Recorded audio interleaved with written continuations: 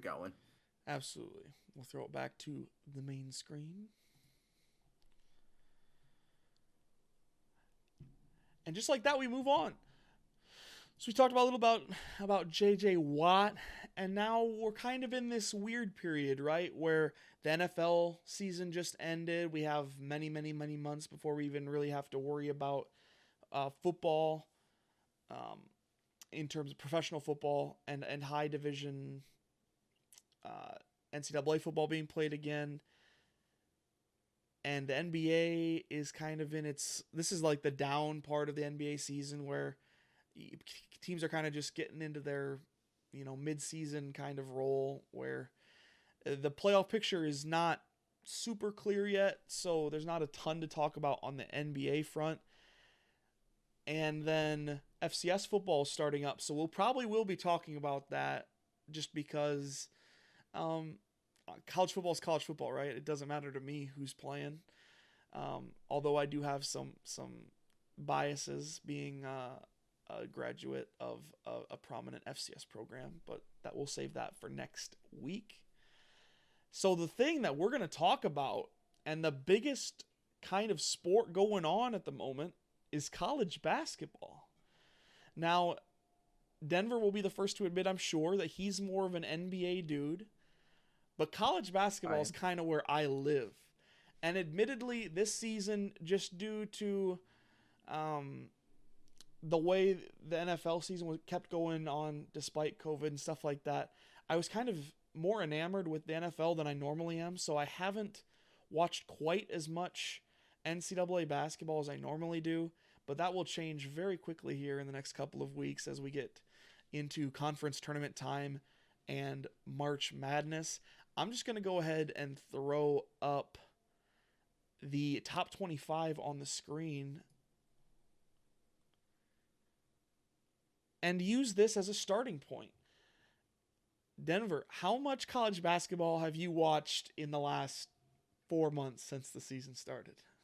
Absolutely zero. I'll tell all of our audience right now. I haven't watched a college basketball game since I remember 16 years old. I don't even watch the March Madness games. I do the brackets. Like I look at the brackets and I'm like, oh, this team's gonna win. This team's gonna win. But I don't follow college basketball at all. So this is a new kind of thread, like way I'm going here. I'm trying to expand my brain and my audience to you know get to understand what all of this means if college basketball is even really my thing. I do want to say that it looks like Gonzaga is really good. They're both number one in the AP and in the coaches poll, so that's cool. There's not, I mean, there's a little difference here and there between the coaches and the AP. It looks like. So, is that Rutgers at 25 in the AP pool? Yes. Oh I'll wow, I'll okay. blow this up a little bit. Oh yeah, okay, that's perfect. There we go. So that looks cool. Gonzaga's 18 and 0. Holy crap. Baylor 17 and 0. Bro. So to catch you up to where you need to be, right now it and for most of this season, it's felt like March Madness might very well be this year Gonzaga and Baylor against the field. Both of those two teams, as you can see, I mean, they have no losses between them. They were scheduled to play back in, I think it was December or January, and then Baylor's program had to be shut down because of COVID for 2 weeks. So I think Gonzaga Wow. ended up playing at West Virginia, I want to say, um, or somebody as like a stand-in, which was a good game too. But we potentially had the matchup that would have been the preview for a prospective national title game, but we were deprived of that. Now can However, I ask a question? absolutely. Okay. I take it Baylor in Gonzaga have like a top athlete, correct? Like like a potential like top like a lottery pick on their team or couple. Kind of. We'll pull it up here for you. So Gonzaga, where? So Corey Kisper, I didn't know he was their leading scorer. I actually would have guessed it was Jalen Suggs Pretty or high Jute. for a college player. Yeah, he's their 3-point ace. He's expanded his game a little bit to be a little more off the dribble this year too, but this dude is nasty from three. Absolutely disgusting. Man is shooting 57% on this roundup field goal percentage. Yeah. Well, let's Yo, is go he look. playing bots on the basketball court? Wow. Yeah, he shoots 48% from three.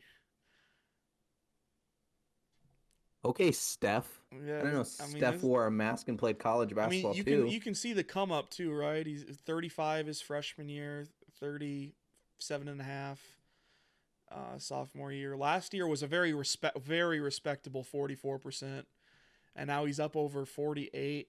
That has a lot to do with Gonzaga this year has just a ton of good players. Let's go look at their whole roster. I'll tell you. Okay, their starters.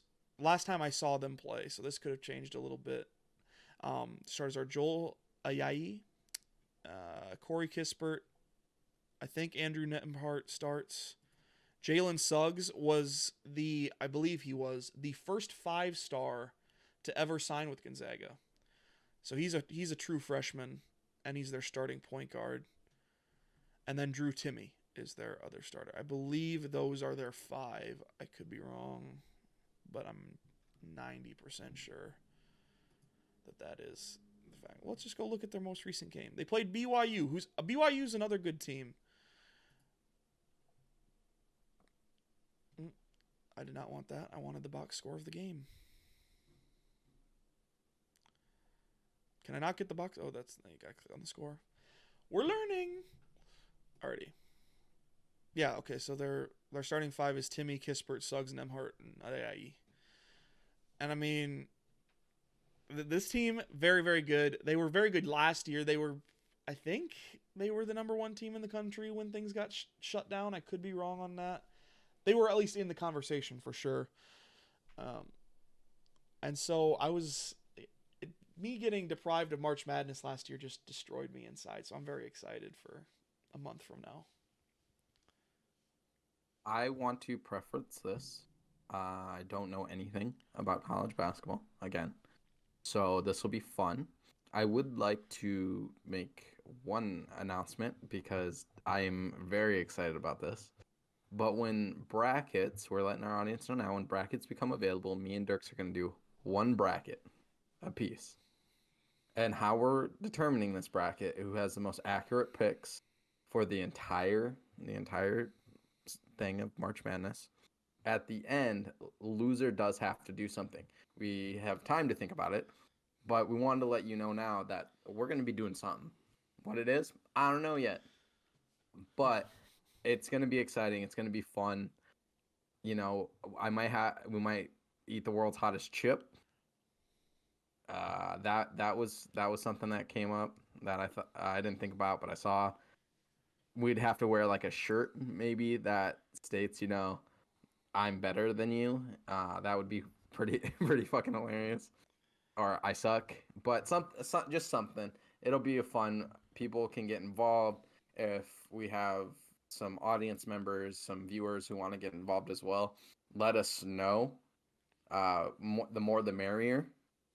But the primary deal here is loser has to do something. Yeah, I'm excited. That's always one of my favorite things to do every year for sport is to fill out a March Madness bracket. It's a good time. One thing that I do want to just point out, now this for you might not mean as much, but it should mean something. You know a little bit just based on, you know, where the top prospects usually come out of for college and stuff like that. Yeah. What you might notice this year, there's some big schools missing from the top 25. There's no Duke. There is no Kentucky. There is no North Carolina. There's got to be more that I'm just kind of breezing over right now, but I mean, some of the blue bloods, right? They're not there this year, and that's very interesting. I want to say it was a week ago, and so I think it still probably holds true because I'm not seeing anybody that would break the statement. Last week's AP poll, the 13 winningest programs in the history of college basketball were not included. That's insane. That is that's a stat that most blows my mind. winning program to appear last week was Purdue, here at number 24. Wow. Hey, I would like to make a quick statement here. We're gonna have to eventually take a short little intermission on the stream here in a couple minutes. Just things are going on, so I wanted to point that out to any viewers who are watching right now. We can edit and cut this part out, which is fantastic. But I love that college basketball right now looks like how I'd want it to look, because all I know is Duke is always good, North Carolina is always good. Kansas is another one I forgot. They're right here. They were in the top 25 last week, but they're on a losing streak right now, so they're out. Okay, one of my clients. So the personal thing is I work with special needs adults, and he loves KU. He can even recite the KU like song, like the Pride song, in 100% like love certainty. He's awesome. I love that guy. But anytime I see KU, I'm like, oh shit, here we go again, type of thing. Absolutely. And I think the best part is, since those kind of blue bloods have trickled off and had some down years, we're seeing, obviously you have to have someone to replace them, right? And we're seeing the resurgence of some programs that have been more down in recent years and have been slowly building back up. Ohio State is not typically a top 4 basketball team. Illinois has really built themselves up in recent years, and now they're a legitimate, top 10 basketball team. Houston has been good for a long while, but they are really good this year. They just lost last week, so they dropped. I think they were, this is down 3, so they were 5th at a minimum. I want to say they were up in the top 4, 3 or 4 there very recently. Like, this year is going to be fun to watch. There's a lot of good basketball teams. It will be very fun to watch. I'm excited.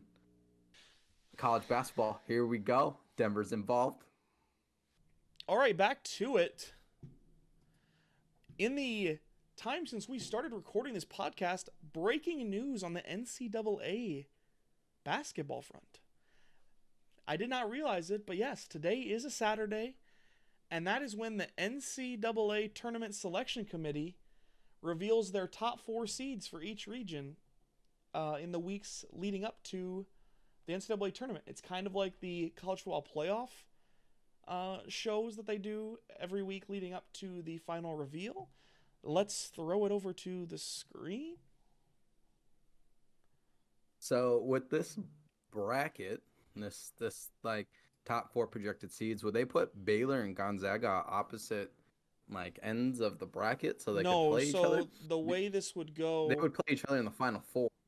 No, they would play in the national title game. So the way, for the most part, there's exceptions to the rule based on you can't have rematches before the Sweet 16 and stuff like that.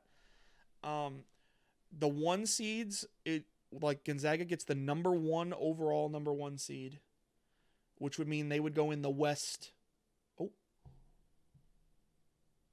Hello. They would go into the West bracket. Baylor would get the number 2 overall seed. So if you're looking at the bracket, Gonzaga would be top left and Baylor would be top right. So the only way they would play each other is if they win out and meet in the national title game. Gotcha. See, Michigan, that's what I was trying to... Michigan would be the number 3 overall 1 seed, and Ohio State is 4th. And then it goes opposite. Typically, they put the best number 2 with the worst number 1, and then second best number 2 with the third. Yeah, you get the picture. So if you look at it, the best odd numbered seeds will be at the top, and the best even numbered seeds will be at the bottom. Awesome. All right. And thanks for explaining that to me because I had no idea what's going on. Yeah, so this is just fun to look at, prospective matchups. We got to see Gonzaga and Iowa actually played in Sioux Falls in December. Cool. At the Pentagon. Yeah, that was quite interesting. No fans.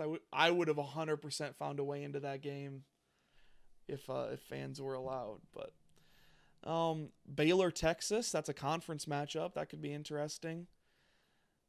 What else? Little Mizzou in there.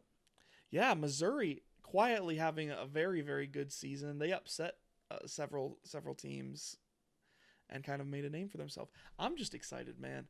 This isn't of any real consequence right now. Obviously, there's still several weeks before the actual selection show. But yeah, I'm just excited.